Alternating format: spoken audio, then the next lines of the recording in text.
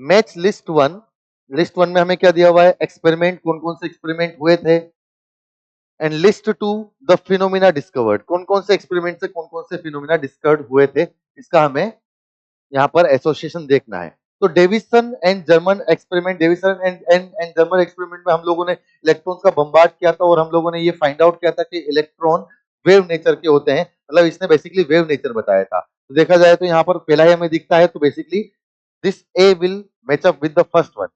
मिल्कमैन्स oil drop experiment से हमें basically electron के चार्ज के बारे में पता लगा था। तो basically again milkman oil drop experiment, यहाँ पर इलेक्ट्रॉन के चार्ज ये बिल्कुल सामने सामने मैच हो गया है, चार्ज ऑफ एन इलेक्ट्रॉन।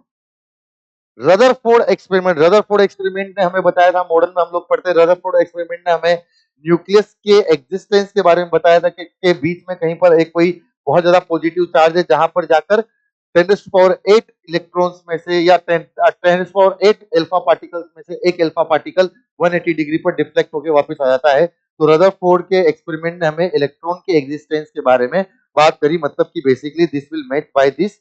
और फ्रैंक हर्ट्ज एक्सपेरिमेंट ने क्वांटाइजेशन ऑफ एनर्जी लेवल हमें बताए थे, which will be this one.